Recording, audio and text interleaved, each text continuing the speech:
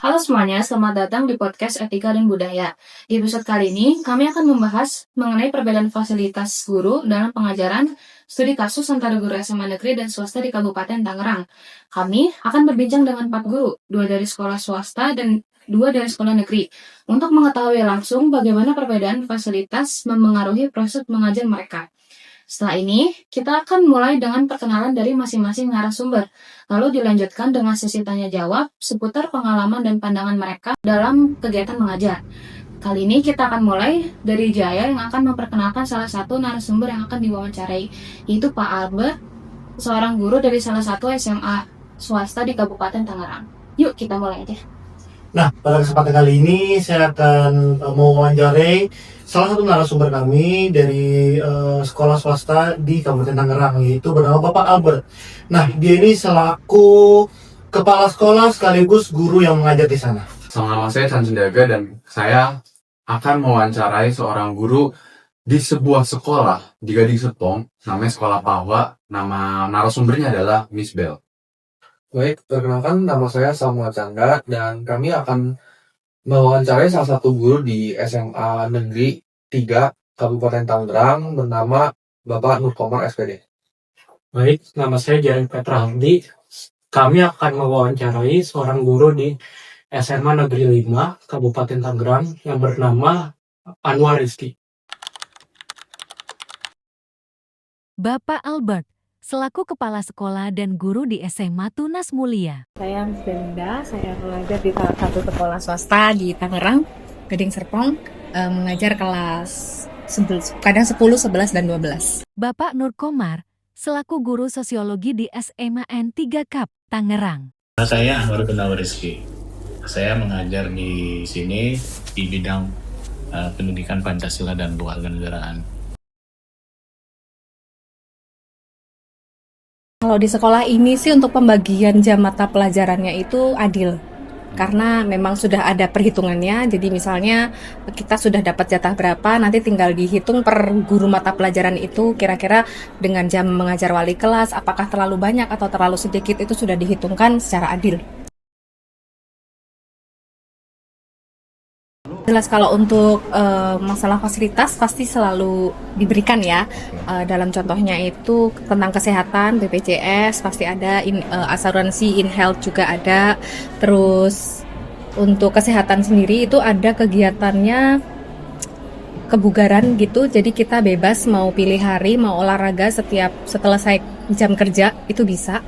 Ada beberapa kelas, ada yoga, ada line dance, ada zumba. Mungkin ada volley juga untuk yang sport yang lain juga. Sepertinya ada beberapa, tapi saya kurang tahu ya. Ada banyak sih harusnya ya. Ada basket juga harusnya. Ada badminton juga. Oke. Jadi silakan Bapak Ibu guru kalau misalnya senggang mau berolahraga itu bebas, silakan untuk ikut gitu. Saat ini saya sebagai kepala sekolah SMA Tunas Mulia, di mana memang fasilitas itu sangat mendukung dalam kemajuan pendidikan. Sekolah Tunas Mulia mempunyai fasilitas yang cukup lengkap yang dibutuhkan, seperti lapangan tempat bermain, laboratorium, bahkan laboratorium ada laboratorium IPA, IPS, bahasa. Dan ada juga ruang pertemuan, namanya hall pertemuan, baik secara terbuka maupun tertutup. Kalau terbuka, biasanya bisa digunakan untuk ekstrakurikuler, kegiatan-kegiatan lain. Kalau yang tertutup, bisa digunakan untuk pertemuan siswa, seminar, dan lain-lain. Sedangkan fasilitas yang tidak hanya gedung, di dalamnya juga dilengkapi hal-hal yang dibutuhkan. Dan itu mendukung kemajuan belajar anak. Kalau fasilitas yang ada di SMA Negeri 3 Kabupaten Tangerang, labnya sudah ada. Kemudian ruang gurunya juga sudah, terus fasilitas lain juga memadai, cuman memang ada keterbatasan dalam fasilitas tersebut. Contoh kalau di laboratorium mungkin ada peralatan yang belum lengkap ketika akan diadakannya praktek. Kemudian laboratorium komputernya juga hanya 2, dan mungkin peralatan komputernya juga belum begitu banyak, sehingga kan harus ditambah. Ruang lab itu sudah mencukupi karena ada lab fisika, ada lab kimia, ada lab komputer, ya semuanya mendukung lah.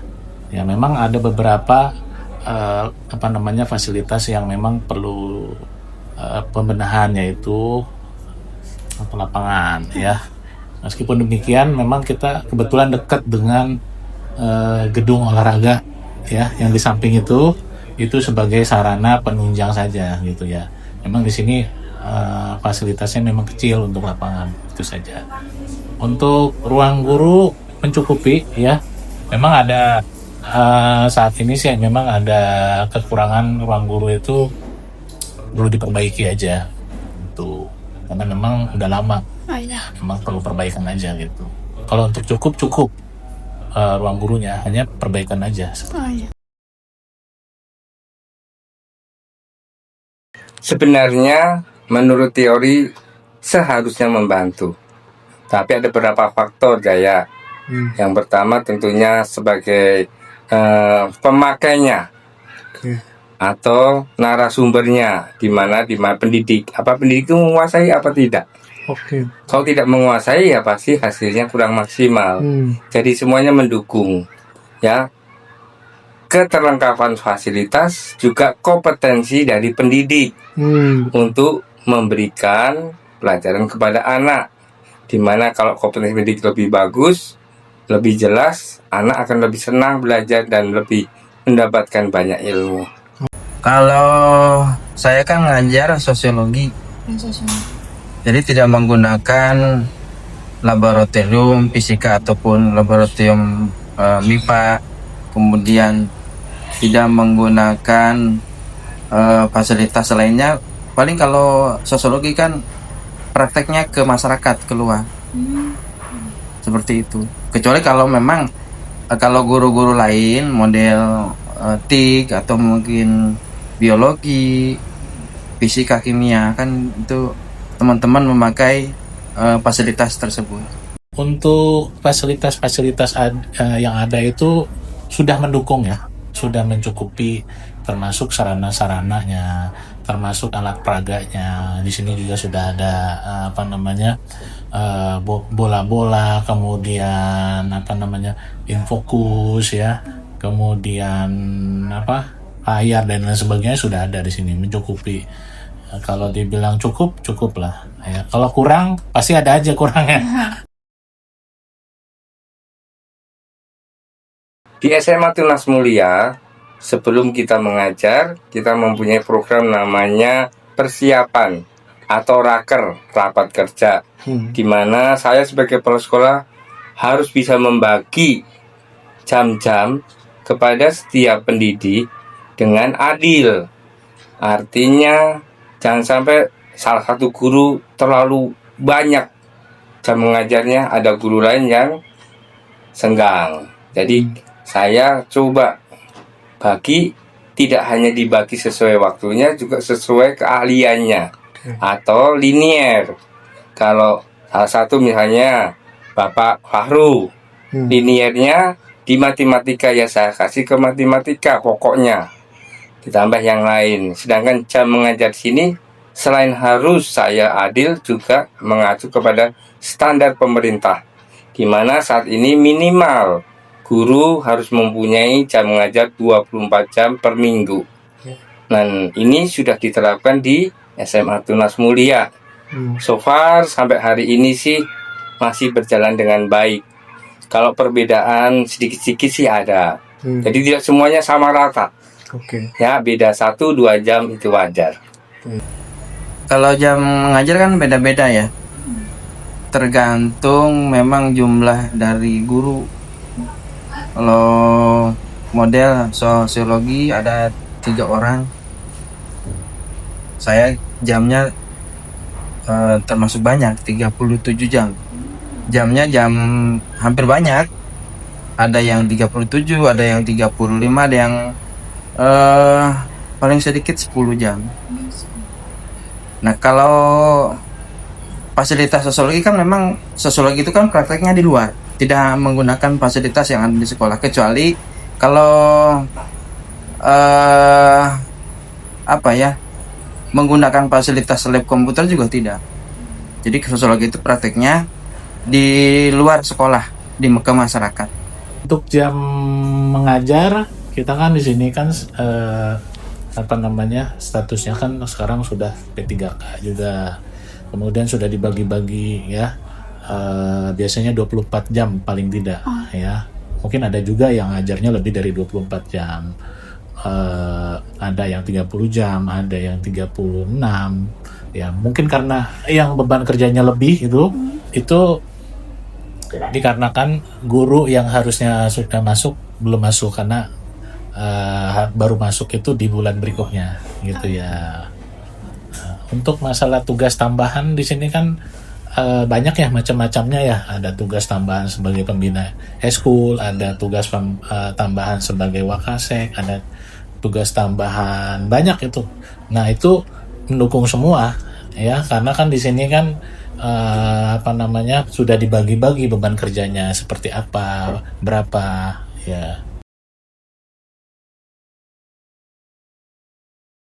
Nah, tentunya berbicara dengan negeri dengan swasta, kontennya pasti berbeda. Kalau negeri 100% dibiayai oleh pemerintah. Ya, kalau swasta secara swadaya, sumber dananya diperoleh dari anak didik. Tentunya kalau di sini ya kita tidak boleh iri hati. Artinya memang negeri itu full 100% dibiayai oleh pemerintah. Pemerintah berusaha untuk membiayai seluruh biaya dari sekolah negeri. Tapi kita lihat sekolah-sekolah negeri di Indonesia cukup banyak. Dan dengan berita seperti itu, beberapa sekolah masih kekurangan untuk fasilitas. Sedangkan di swasta pun juga berbeda-beda, tergantung letak dan daerahnya. Kalau sekolah di perkotaan seperti di Gading Serpong ini, kalau saya rasa sih yayasan harus berusaha ya menggalang dana supaya bisa mendirikan sekolah yang baik yang diharapkan oleh orang tua dan menghasilkan lulusan yang baik. Oleh karena itu, sekolah swasta di daerah Gading Serpong atau daerah Jakarta, daerah perkotaan, pasti biaya sekolahnya berbeda-beda. Karena mereka mempunyai tujuan dan manajemen yang berbeda. Dan itu terlihat dari fasilitasnya. Sekolah yang makin tinggi biayanya, fasilitasnya cukup lengkap. Dan boleh dikatakan baik. Sehingga boleh dikatakan menghasilkan siswa juga baik-baik. Bahkan menjuarai di beberapa event. Sekolah yang sedang, dengan biaya yang sedang, fasilitasnya juga cukup. Fasilitas yang katakanlah umum juga biayanya cukup rendah. Nah, ini orang tua harus mengerti keadaan seperti itu. Dan tentunya orang tua akan memilih perekonomian mana yang cocok untuk sekolah ini. Ya. Berikutnya, kalau dari pemerintah pemerhatian ada. Pemerintah juga tidak masa bodoh dengan sekolah swasta. Karena sekolah negeri dan swasta itu saling berdampingan untuk memajukan anak didik. Pemerintah berusaha memberikan bantuan seperti dana BOS, ya, dana BOS kinerja, dana insentif untuk para guru supaya guru tambah semangat.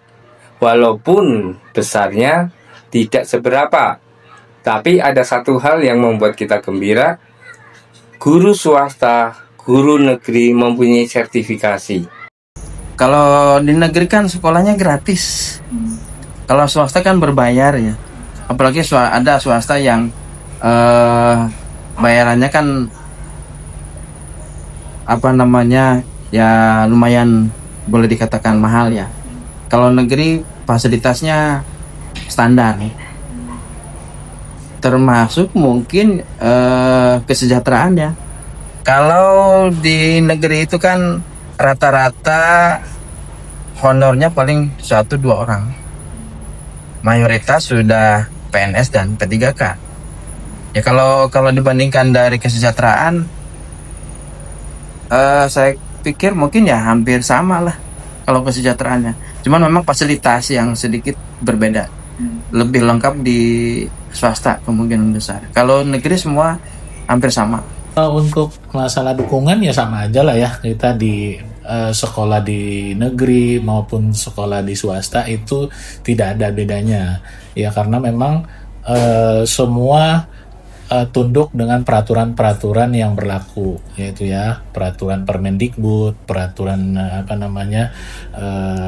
Dinas Provinsi Banten, itu semua sudah sama ya, tidak ada yang keluar jalur gitu ya, karena semua sudah ada pakemnya lah kira-kira gitu. Sekolah negeri, sekolah swasta harus mempunyai satu kolaborasi, di mana saat ini sekolah swasta ada yang melakukan akses, sekolah negeri namakan juga sekolah negeri yang ada di satu gugus. Satu gugus itu terdiri dari sekolah swasta dan sekolah negeri, di mana mereka pada waktu-waktu tertentu mengadakan rapat bersama, membicarakan kemajuan sekolah dan hal-hal yang dibutuhkan. Melalui rapat ini nanti disampaikan ke pemerintah daerah atau pemerintah provinsi, di mana sekolah ini membutuhkan sesuatu, sekolah ini perlu dibantu, sekolah ini keadaan misalnya toiletnya kurang bagus, perlu ada bantuan. Nah itu nanti dalam rapat bisa diusulkan ya. Kemudian pemerintah daerah akan mengusulkan ke provinsi, ke dinas pendidikan terkait, dan lewat itu nanti dapat bantuan ya. Jadi di sini fasilitas yang dibutuhkan, kalau memang sekolah swasta itu tidak mampu, bisa minta bantuan ke pemerintah ya. Dan pemerintah tentunya saat ini tidak tinggal diam. Banyak pemerintah yang sudah memberikan bantuan untuk perbaikan sekolah swasta, terutama swasta-swasta yang dalam tanda kutip mungkin sekolah umum yang masih kurang sejahtera ya. Nah, tetapi dalam hal ini juga sekolah harus bertanggung jawab. Artinya pemeliharaannya, menjaganya, penggunaannya jangan hanya dibantu, tapi masa bodoh. Yang penting udah dibantu, habis itu sebulan 2 bulan rusak lagi, jadi tanggung jawab kurang. Ataupun udah dibantu seperti diberikan TV, diberikan laptop, tapi tidak digunakan dengan benar. Nah ini harus ada evaluasi bersama ya, bukan menyalahkan satu dengan yang lain, tapi mencari bagaimana solusi yang baik untuk meningkatkan pendidikan dengan fasilitas yang diberikan oleh pemerintah. Swasta dan negeri harus bersatu, tidak terpisah satu dengan yang lain, walaupun statusnya berbeda. Sementara kalau di sekolah-sekolah negeri ada kekurangan fasilitas,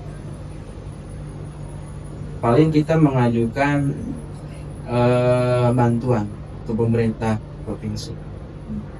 Terkait itu turun atau tidaknya ya kembali lagi, karena memang yang butuh bantuan itu bukan hanya satu sekolah. Kalau di Kabupaten Tanggerang itu SMA negeri itu ada 32 SMA negeri. Jadi kan kami harus, kalau misalkan SMA negeri 3 dapat bantuan ini, dapat bantuan yang itu, kemudian kita mengajukan lagi permintaan, kan tidak harus semua permintaan itu dikabulkan oleh pemerintah provinsi Banten, karena mungkin kan harus ada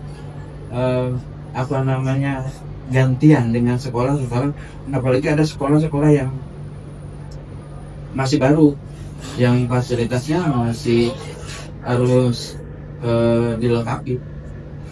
Kalau SMA ketiga kan SMA yang sudah lama ya, anggapnya mungkin fasilitasnya sudah memadai. Paling itu kita hanya meminta mengajukan proposal, ajuan bantuan terkait dengan apa yang kita butuhkan. Untuk kenyamanan guru di sini mungkin hanya ini aja kali ya, perbaikan.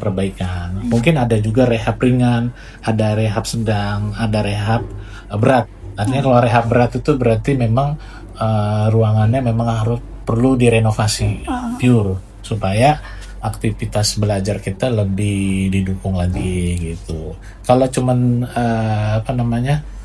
rehab ringan ya paling ngeganti cat, plester biasa, itu mungkin sini sudah dilakukan karena memang dana anggarannya mungkin bisa diambil dari yang sudah ada. Tapi kalau yang sedang berarti udah rehabnya itu agak berat gitu kan. Ada yang termasukkan rehab berat itu berarti bangun ulang ya dari atas sampai bawah, harus bangun fondasi. Nah itu perlu bantuan dari pemerintah karena ini kan kita statusnya adalah sekolah negeri dan nggak bisa mengambil dari dana anggaran pungutan liar seperti itu. Jadi perlu pure dari pemerintah. Karena kalau misalkan kita ngambil dari wali murid itu nanti dianggap iuran liar.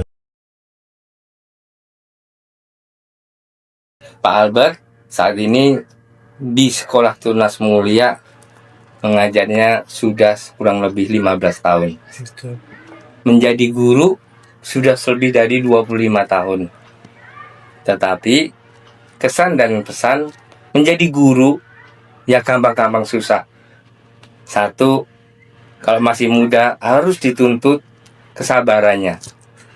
Makin berumur, kompetensi harus ditunjukkan. Karena mengajar anak bukan hanya mengajar, tapi mendidik. Mengarahkan anak menjadi lebih baik. Bukan hanya menjadi anak jadi pintar. Oleh karena itu, pesan saya, ayo, yang mau jadi guru, pekerjaan yang mulia. Walaupun keadaan ekonominya pas-pasan, tapi itu berkat Tuhannya luar biasa. Dan kita senang kalau melihat anak-anak kita berhasil menjadi anak yang baik, anak yang sukses, berguna bagi diri sendiri, orang tua, bangsa dan negara, terutama bagi Tuhannya. Begitu kesan saya. Jangan lupa, jadilah pendidik yang berkualitas. Oh iya, tentu ya, karena kan ini profesi saya, jadi saya harus happy, ini profesi yang saya pilih ya. Benar, saya suka mengajar, jadi anak-anak di sini oke, nice, apalagi sekolah ini kan juga mempelajari tentang ticekwe ya, anak-anaknya baik. Terus itu sih hal positif yang bisa saya berikan dari anak-anak kita dapatkan gitu aja sih. Jadi aman, anak-anaknya baik, jadi saya bahagia juga. Ngajar di sini tuh senang, kemudian karena memang kami dengan teman-teman guru, kemudian staf TU, dengan termasuk kepala sekolah ya, dari kepala sekolah, guru-guru, kemudian staf tata usaha, kemudian pramu bakti, dan termasuk dalamnya ada security, ada rasa kekeluargaan. Yang paling saya rasakan seperti itu. Jadi kalau saya sendiri nyaman di sini karena memang rasa kekeluarganya begitu kental. Pesannya ya kita sudah membangun rasa kekeluargaan ini sudah lama, jadi mudah-mudahan selalu bisa dijaga. Pesannya mungkin kedepannya lebih baik lagi, lebih berkembang lagi ya, lebih berprestasi lagi ya. Kalau yang sekarang prestasinya ya sudah ada, lebih ditingkatkan lagi gitu. Untuk masalah kesan di sini kekeluargaannya bagus kekeluargaannya, kemudian friendly-nya antar guru, kemudian sikap siswanya juga, vibe-nya juga positif gitu. Jadi kalau vibe positif mungkin sudah dibangun oleh para guru ya. Dibangun oleh para guru sehingga anak-anaknya juga punya pola sikap positif terhadap gurunya dan termasuk antar sesama temannya walaupun kita nggak tahu di luar. Terima kasih sudah mendengarkan episode kali ini dari podcast Etika dan Budaya. Dari obrolan bersama guru SMA negeri dan swasta di Kabupaten Tangerang, kita bisa melihat nih bahwa perbedaan fasilitas memang memberikan pengaruh dalam proses belajar mengajar. Namun semangat para guru untuk menghadirkan pembelajaran terbaik bagi murid tetap menjadi faktor yang paling penting. Terima kasih juga untuk para narasumber yang telah berbagi waktu dan pengalaman. Sampai di sini episode kita hari ini. Sampai jumpa di episode selanjutnya.